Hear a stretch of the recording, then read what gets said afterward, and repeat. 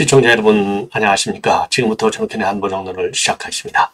자, 이제 말이죠. 이제 새벽 1시가 막 넘었습니다. 12월 벌써 4일 월요일인데요.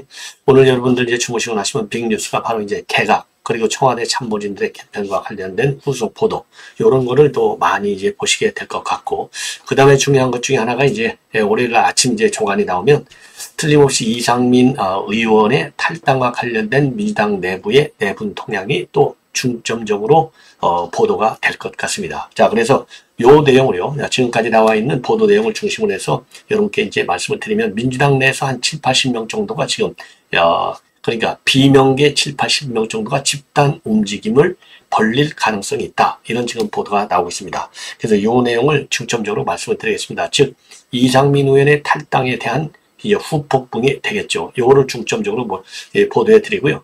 자, 그러다 보니까 지금 이제 이 김용 재판 때문에 이재명의 사법 리스크가 이제 완전히 현실화된 것 아니겠습니까? 자, 그래서 이재명이가 이제 수세 국면으로 지금 접어들고 있는데, 또 한 번 재판이 또 예정되어 있습니다. 자, 1월 중에 말이죠. 1월 중에 지금 백현동 김인섭 사건에 대한 판결이 나옵니다. 자, 그래서 이달 중에요. 지금 내주 또는 그 다음 주, 그러니까 이제 4일주 또는 15일주, 현재로서는 이제 12월 중순 15일주로 예상이 되는데, 최종적으로 이제 이 재판을 마무리하고요. 그리고 1월에 선고할 예정으로 있습니다. 자, 그래서 이렇게 될 경우에는 이제 김용 재판에 이어서 김인섭 백현동 사건의 재판, 요것이 제2탄이 된다. 그러면 이재명은 더 이상 버티기가 굉장히 어려울 것이고, 거기에 대한 반작용으로 지금 이제 이상민 탈당과 그리고 원칙과 상식이라고 하는 이제 비명계 4명, 이 사람들이 중심이 되고, 그 다음에 이제 전해철 신문들이 움직이고 이러면서 이낙연 또는 제3의 인물 중심의 새로운 신당이 창설될 가능성도 커지는 것이 아닌가, 이렇게 일단 예측이 됩니다. 그 다음에는 여기 울산시장 선거 이 개입과 관련된 이 1심 재판이 또 많은 역풍을 야기하고 있어요. 자, 그래서 지금 청와대 윗선을 수사하라. 윗선에 누구가 있어요? 정점에 문재인이가 있고, 그 바로 아래에 조국과 임종석 있잖아요. 그래서 서울 고검에서 재수사 검토를 본격적으로 시작했다라는 보도가 나오고 있습니다. 그리고 마지막으로요, 지금 이제 이정서 수원지검 2차장, 그러니까 이제 이재명이 담당 차장검사죠. 실질적으로 이제 이재명의 대북 송금 사건을 비롯한 쌍방울 사건을 수사 지휘하는 차장검사를 탄핵 의결을 해버렸지 않습니까? 그래서 지금 다른 이 검사, 지금 안병수 검사를 직무 대리로 발령을 했습니다. 그런데 지금 민주당에서는요, 이제 그 후임인 안병수에 대해서도 수사무마, 기밀 유출 의혹을 대대적으로 제기하고 있어요. 그러니까 이제 제3탄, 또 차기 또 이 검사 탄핵을 추진하는 것이 아니냐. 그래서 탄핵을 시작해서 이제 탄핵으로 망하는 그런 지금 길을 민주당이 이재명이 가고 있다. 시조일간 민주당은요, 지금 현재는 이제 방탄 탄핵, 방탄 수사, 방탄 재판에만 골몰하고 있어요. 그러니까 비명계들의 목소리가 커질 수밖에 없다, 이렇게 판단이 됩니다. 자, 그래서 이 정도 내용을 가지고요, 지금 이제 밤이 한창 깊었기 때문에 자세한 사항은 이제 또 내일부터 계속 이게 보도가 되기 때문에 추가적으로 그때그때 이제 보완해서 좀 분석을 해드리도록 하겠고요. 오늘은 이제 벌써 새벽 1시가 넘었기 때문에 좀 핵심만 간추려서 여러분들에게 보도해 드리도록 하겠습니다. 자, 그러면 먼저요, 오늘 이상민 의원이 이제 탈당을 선언했습니다. 탈당 선언 한마디로요, 이거 지금 개딸당 가지고는 도저히 안 되겠다. 예, 고쳐쓸 수 없다. 예, 그래서 이제 탈당하지 않을 수 없고, 그래서 본인의 정치적인 꿈을 실현할 수 있는 그런 이 길을 택하겠다, 이런 입장을 발표하고 있습니다. 자, 그래서 현재의 민주당은 반상식적이고 파렴치하기까지 하고, 그리고 이런 행태가 지금 상습적으로 만연이 되고 있다는 거죠. 그래서 도저히 고쳐쓸 수가 없는 불가능한 상황이다. 자, 그래서 더 이상의 기대와 노력은 이제 아무런 필요가 없다. 그래서 본인의 이상민 의원의 정치적인 꿈과 비전을 펼치기 위해서, 그리고 상식 정치를 복원하기 위해서 유쾌하게 결별하겠다, 이러한 입장을 내놓고 오늘 탈당을 했습니다. 자, 그러면서요, 아직 그러면은 국민의힘으로 돌아갈 것인지 아니면 제3당으로 또 갈 것인지 정치적 진로에 대해서는 조금 더 생각을 신중하게 하겠다, 이러한 입장을 내놨습니다. 자, 이랬더니 말이죠. 지금 이 민주당에서 완전히 벌떼같이 달려들고 있습니다. 그래서 민주당 사무부총장인 박상혁 의원이 성명을 내놨어요. 2008년에는 자유선진당이 가놓고 이번에는 국민의힘으로 가는 거냐? 5선까지 했으면 그렇게 했으면서 그렇게 한 번 더 하고 싶냐? 먹던 오븐에 침 뱉지 말라. 이렇게 비판하고 있고요. 조승래 의원도 뭐로 가도 국회의장만 하면 된다는 거냐? 같은 유성구 의원으로서 국민에게 죄송하기만 하다. 이러한 입장을 내보였습니다. 그리고요, 당연히 또 이 개딸들도 난리가 났죠. 지금 강성 지지층들이 모여있는 당원 게시판에도 지금 난리가 나고 불이 붙었어요. 속이 후련하다. 축하한다. 경축. 이러한 입장문을 내놓고 있습니다. 자, 이러한 가운데 말이죠. 이 비주류 모인 원칙과 상식이요. 오늘 국회에서 기자 간담회를 열었어요. 오늘 국회에서 기자 간담회를 통해서 또 입장을 밝혔습니다. 자, 오늘이요. 국회에서 이제 기자 간담회가 있었는데 이 자리에서 나온 얘기의 핵심만 여러분께 말씀을 드리면 기본적으로 이재명 체제에서의 민주당은 지금 도덕성도 무너지고 민주주의도 무너졌다. 왜 다 하나는 개딸 때문에 민주주의와 도덕성이 무너졌고 또 하나는 이재명의 사법 리스크 때문에 도덕성과 민주주의가 떨어졌다는 거 아니겠어요? 그래서 공식적으로 말이죠. 이 당내 도덕성 회복 그리고 민주주의 회복을 위해서 당 지도부의 입장을 기다리겠다. 예, 그래서 당 지도부가 이거를 수용하느냐 또 아니면 거부하느냐에 따라서 어떻게 선척할지를 이번 달 중에 결정을 하겠다라고 밝히고 있어요. 그러니까 이제 4명이 누굽니까? 이원욱, 조홍천, 그 다음에 김종민, 그 다음에 윤영찬 의원이 되겠습니다. 그래서 아직까지는요, 이 사람들도 그러니까 이제 이상민 의원도 향후 탈당을 했는데 그 다음에 어느 선택지를 할 때는 할 것인지는 좀 더 생각했다라고 얘기했고요. 그리고 이제 원칙과 상식은 시종 일관 탈당과 신당 창당에 대해서는 딱 선을 긋고 있습니다. 그러니까 내부 투쟁을 하겠다는 거예요. 도덕성 회복과 민주주의 회복에서. 근데 이게 내부 도덕성 회복, 민주주의 회복 이재명이가 답을 할 리가 없죠. 그렇기 때문에 이거는 우선 탈당을 하고 또 새로운 당을 만들려면 거기를 이 명분, 이유 이런 것이 대의 명분이 있어야 되잖아요. 그래야만이 우리 국민들로부터 지지를 받을 거 아니겠습니까? 그래야 외연을 확장시킬 수 있는 특히 더군다나 내년 총선이 있기 때문에 자 그래서 지금 도덕성과 민주주의 회복이라고 하는 두 개의 컨셉을 지금 민주당 지도부에 즉 이재명한테 제기한 거예요. 절대 받지 않죠. 받는다고 하더라도 레토릭에 불과할 것이다.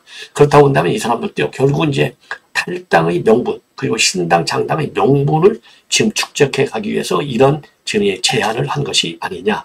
자 그래서요 이렇게 제안해놓고 이제 오늘 말이죠. 지금 이상민 의원의 지금 이제 탈당과 관련해서 이분들도 이제 입장을 내놓고 있습니다. 자, 한마디로요.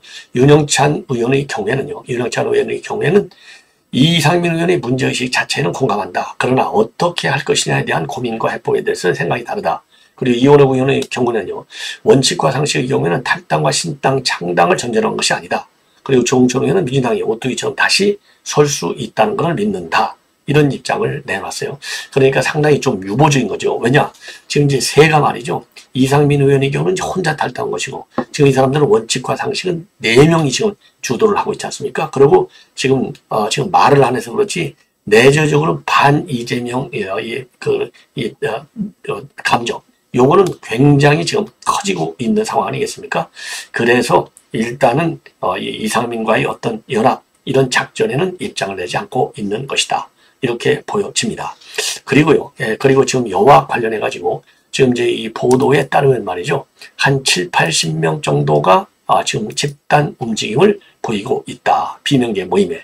그래서 7, 80명 정도는 지금 이제 이 원칙과 상식도 이해는 하잖아요. 이해는 하는데, 이상민은 이제 바로 탈당했고, 이상민 의원도 그건 인정했잖아요. 처음부터. 생각이 다르다. 계속 여기에 몸을 얹고 개혁을 추진하는 바고, 지금 이상민은 아예 집 밖으로 나와버린 거고요. 자, 그래서 중이 이제 저리 추첨은 떠나야 된다고 하잖아요. 그런 것처럼 이상민은 행동, 실천했어요. 그래서 이상민 의원의 문제의식, 개딸당으로 변질해서 고칠 수 없다라고 하는 문제의식에 공감한다라는 분들이 한 70명 내에서 80명 정도가 된다. 이렇게 지금 보고 있습니다. 자, 1일 7, 80명 선은요, 결국 이게 이제 TV조선에서 이제 보도하고 있는 이 숫자가 되겠습니다. 그러니까 160명 중에 거의 절반이 이상민 의원하고 같다. 이런 얘기가 되지 않겠습니까? 자, 그래서 지금 이제 이 윤영찬 의원, 조홍천 의원들의 반응도 말이죠.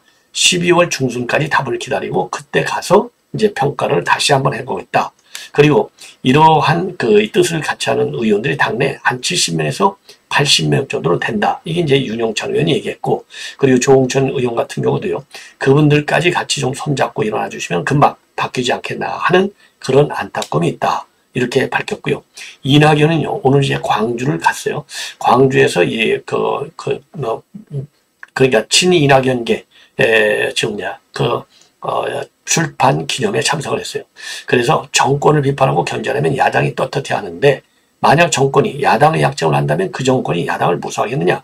이거는 결국 이재명의 사법 리스크와 도덕성, 이런 거를 직격하는 것 아니겠습니까?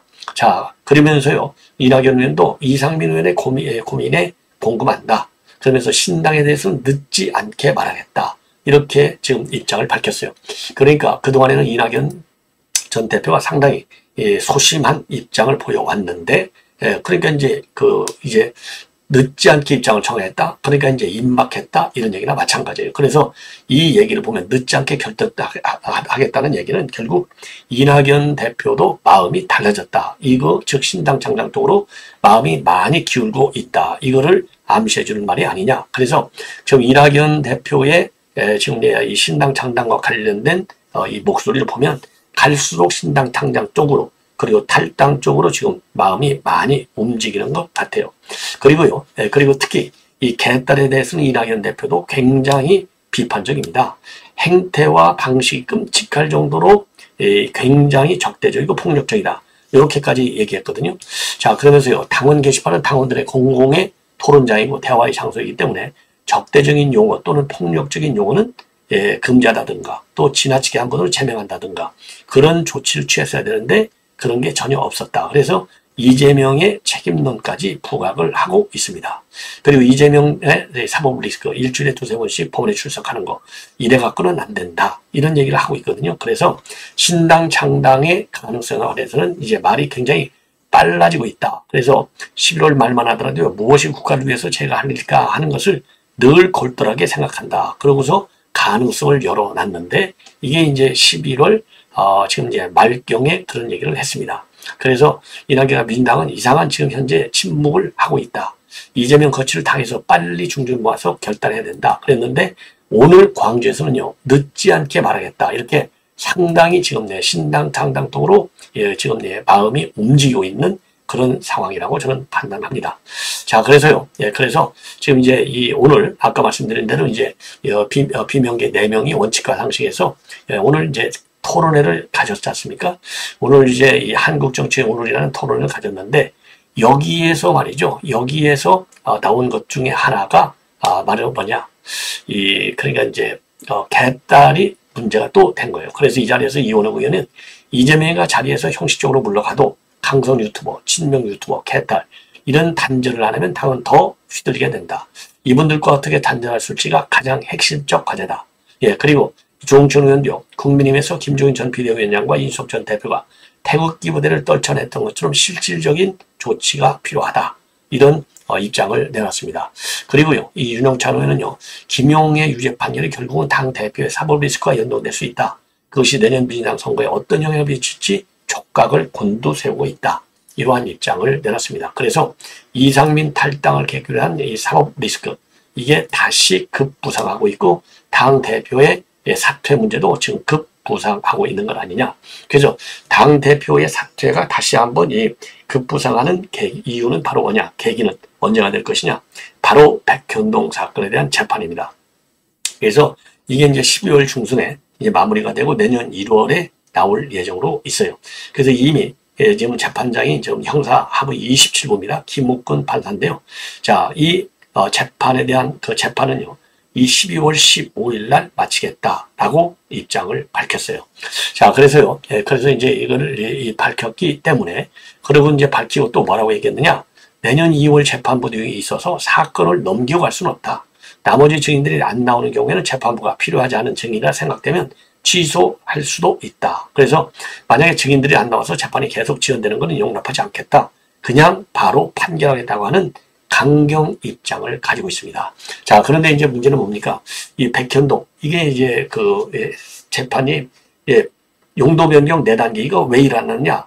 용도 변경 해주고 이제 돈을 먹은 거 아니겠습니까? 김인섭이가. 이게 이제 핵심인데, 공직선거법, 지금 재판도 마찬가지예요. 용도 변경 이재명이가 그냥 혼자 알아서 한 거냐? 이 김인섭이 짜고 치는 고스톱으로 특혜주고서 한 거 아니냐? 아니면은 국토부의 압박이 된 거냐? 이게 이제 핵심이거든요. 그러면 이 백현동 김인섭 재판에서 결론이 일단 내려지는 거예요. 그러면 공직선거법 재판의 하나의 받침돌이 되는 것이죠. 굉장히 중요한 단서가 되는 겁니다. 그래서 김인섭 재판도 중요하고, 그렇다고 한다면 김용 재판, 그 다음에 김인섭 재판, 그 다음에 이제 한 2, 3월쯤 되겠죠.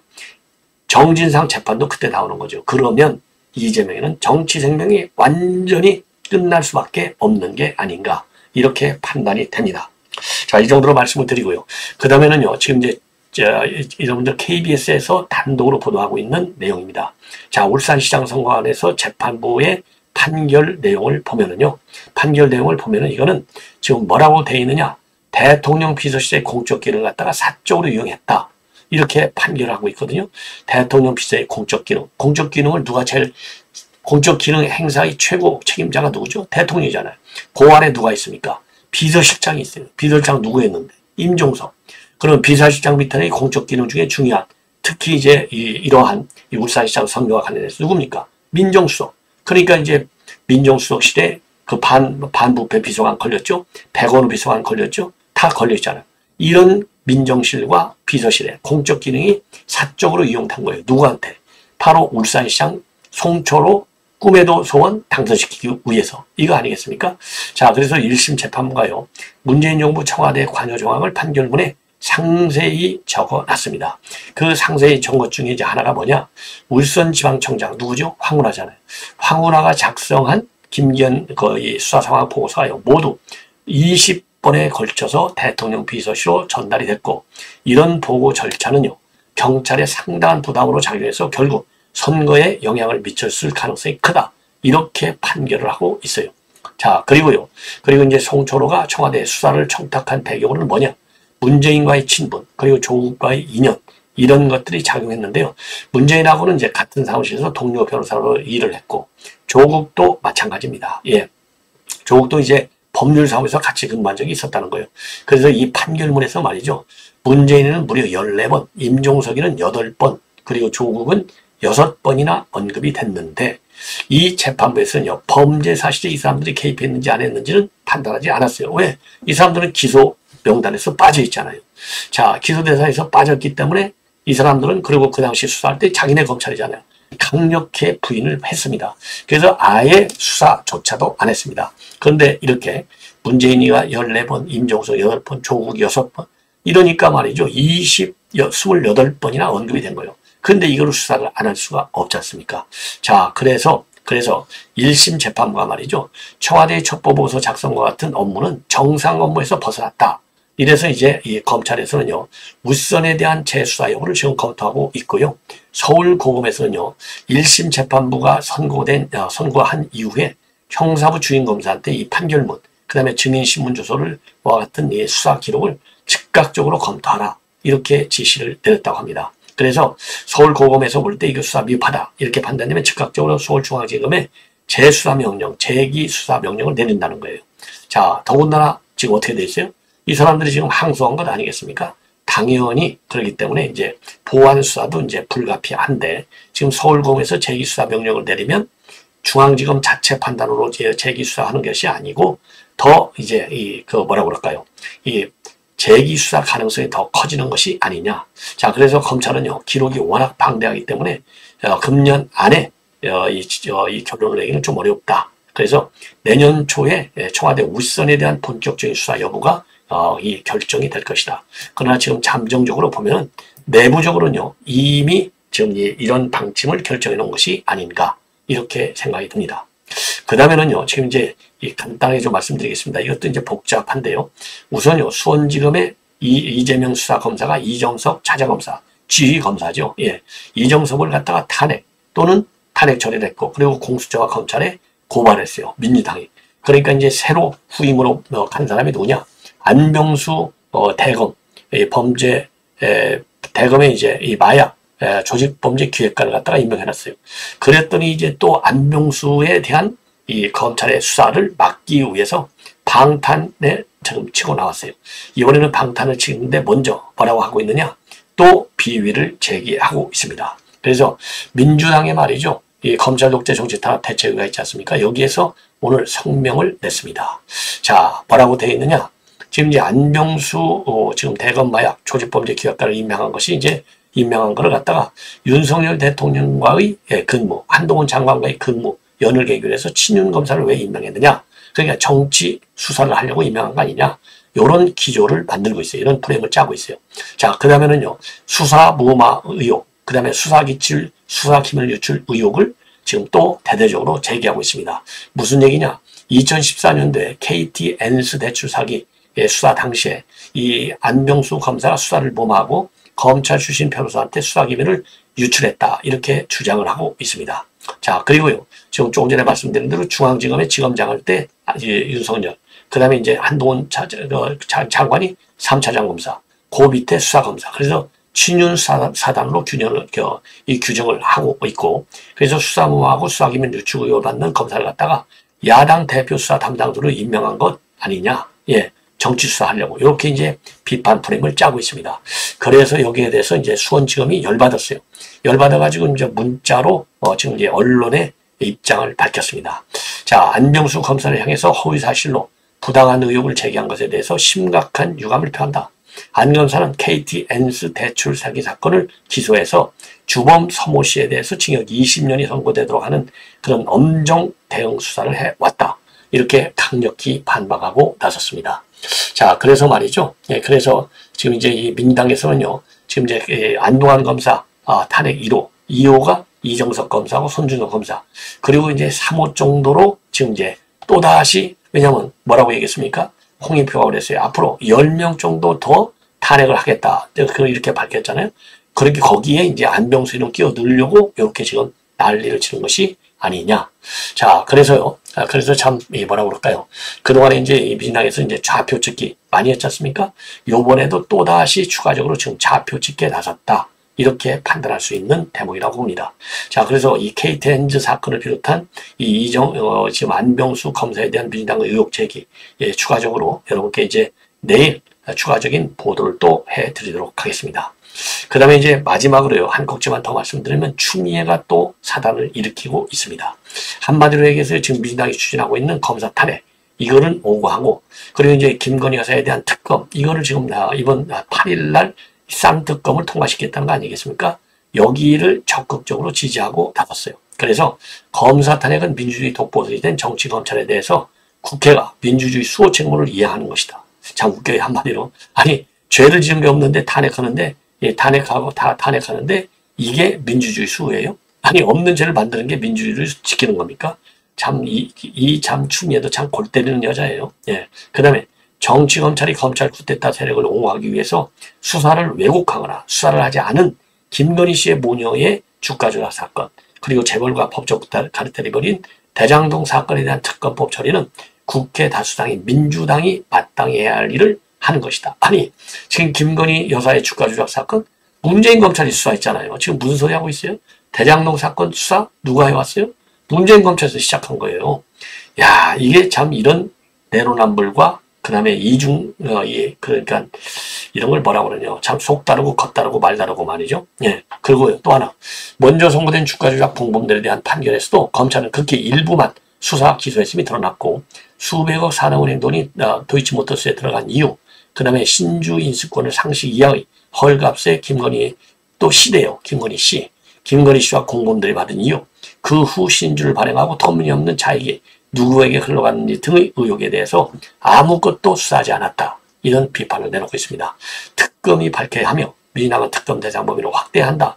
특검 거부나 회피를 하는 여당은 국회에 책무를 져버리고 공범이거나 아니면 범민 은닉의 죄를 기도하는 세력이다. 그러면서요, 민주주의는 독재의 전염병에 걸리지 않도록 기초 체력을 잘 다져야 지킬 수 있다. 야, 자, 이거 추미애가 정권교체 1등 공신인데 내년 총선 우리 여당의 압승에 수운을 더 세우기를 우리가 기대해야 될 것 같아요. 추미애 참 고마운 사람인 것 같습니다. 시청자 여러분, 이것으로 본 심야방송은 모두 마치겠습니다. 내일 또 아침 뵙도록 하겠습니다. 대단히 고맙습니다.